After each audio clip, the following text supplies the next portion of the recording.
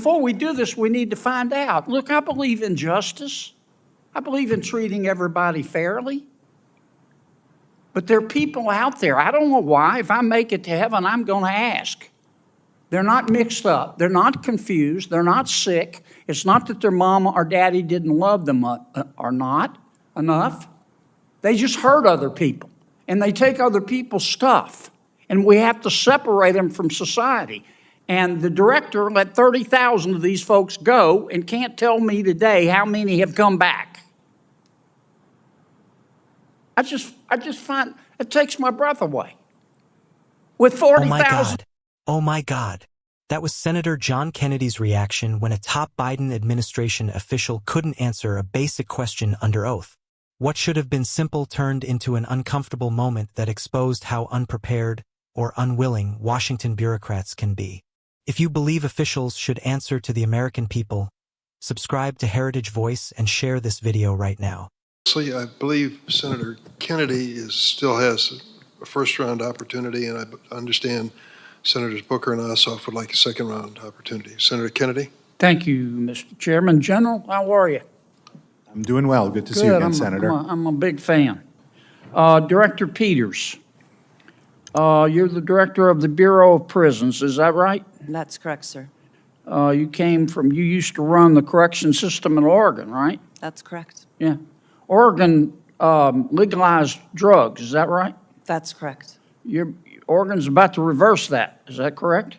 Senator, I'm not familiar with the policy proposed to reverse that. Oh, you've just ignored Oregon? Oregon still has a very special place in my heart, sir. Okay. You haven't read any of the articles about the reversal? I haven't, Senator. You don't know anything about it? Correct, sir. Okay, wow.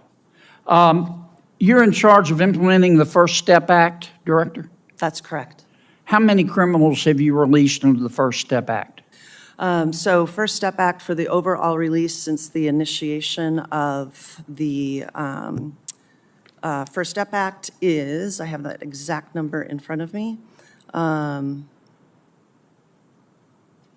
You don't know off the top of your head? Sorry, Senator. So 70% of those that were released, we have about 30,000 individuals that have been released since the passage of the First Step Act. All right, so you've released 30,000 criminals under the First Step Act. Okay? And how many of them, before you released them, did you contact any of their victims to say we're about to let this guy out? Senator, it's my understanding that that notification happens through the U.S. Attorney's Office, but I will check into that and get back to you. You don't know? Senator, I don't. Have you followed up with the U.S. attorneys to say, do you have a system to say, hey, we're about to let this guy out? Would we want to be sure the victim's contacted? As a former victim's advocate, I share that value, that victim notification should happen. I'll check on the process. But you don't know if it's happening? That's correct, Senator. Wow. Okay, of the 30,000 criminals you let free, how many of them have come back? Have committed a crime again, hurt somebody else? So that number is one that we're still looking at as it relates to the recidivism rate for those that were released on the First Step Act. You don't have any idea? No, Senator. You don't have anybody at the Bureau that can count? I do not have that number in front of me today, So let me Senator. get this straight. The First Step Act was passed in 2018. This is 2024, am I right so far? That's correct. That's 6 years. And in 6 years, you've let 30,000 criminals go, right? That's correct. And you don't have the slightest idea how many of them committed another crime and came back. I don't have that number in front of me today, And you sir. run the Bureau of Prisons. That's correct. And how many employees do you have? About 40,000 employees. Oh, my God. Oh, my God. General, I know you got a lot to do, but could you give us a hand here? And let's find out whether the First Step Act worked. And how many, if we've released 30,000 criminals after 6 years, our director here doesn't know how many have committed another crime and come back? Can you help us? Senator, I can certainly follow up on that issue. I will just say in terms of work we've done in the past, for example, on compassionate release, and going to the Bureau of Prisons, this is before Director Peters was there, and asking them for data on compassionate release, because that was one of the issues that has come up. Excuse me for interrupting, but I'm not talking about compassionate release. No, I understand. You know, I'm my just saying- colleagues said, we were told that it would save money and it would be in the interest of public safety to release criminals from prison. I didn't vote for it, but the majority rules. And so Congress did it. And Ms. Peters, Director Peters at the Bureau of Prisons, and her colleagues released 30,000 criminals, all of whom are there for a reason, okay? They didn't just go to prison for a free toaster. They were there for a reason. And so her department let them go, and after 6 years, we don't have the slightest idea. Not a single one of the 40,000 of her employees know how many have committed a second crime and come back. So how the hell are we supposed to figure out whether it worked? Senator, Your people ought to hide their head in a bag, Director, that you can't come here in front of this Congress and answer that question. I'm sorry, I interrupted you with my speech. No, that's okay. I was just going to, my bottom line point on it was, I've often looked to those questions on things like compassionate release and other programs. And one of the challenges we found is the department just doesn't have good data on that. Halfway houses. Congress is spending about $500 million a year on halfway houses. There's really not great recidivism data on that either. How well are they working? Before we do this, we need to find out. Look, I believe in justice. I believe in treating everybody fairly. But there are people out there, I don't know why, if I make it to heaven, I'm going to ask.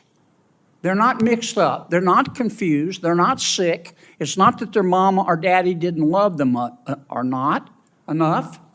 They just hurt other people, and they take other people's stuff, and we have to separate them from society.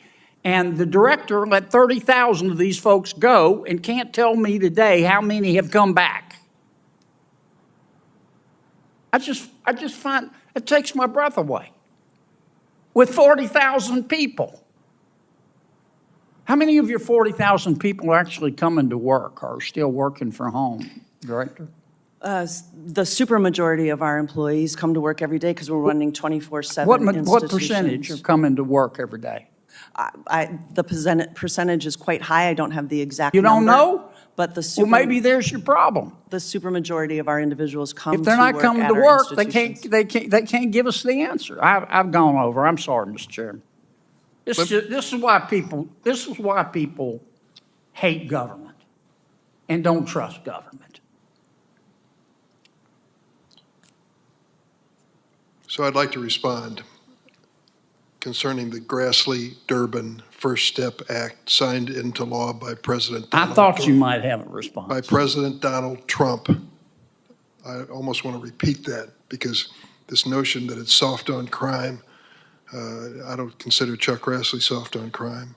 I don't consider Donald Trump soft on crime. Let me tell you the numbers that we have. Some 30,000 released. The recidivism rate for people released under the First Step Act is 12.4%. 7 out of every 8 individuals released under the law have not been rearrested or charged with a new crime. By comparison, DOJ estimates that in the decade before the First Step Act was passed, 43% of the people formerly incarcerated in BOP were rearrested within 3 years of their release. Is the First Step Act working? I would submit it is. Would you yield for a question, Mr. Chair? When I finish. I'm sorry. Excuse me for interrupting. The point I'm making is we decided with the Trump administration and Senator Grassley's leadership that we were going to take a different approach to releasing people from prison. We would give them an opportunity to be trained, educated, skilled, in many ways more prepared for release, because 80%, I believe, in the system are going to be released someday. We don't want to commit another crime or create another victim. I would submit this is a success. Don't put your head in a bag, or whatever Senator suggested. Stand up tall and try to make it better, and I'm ready to do that.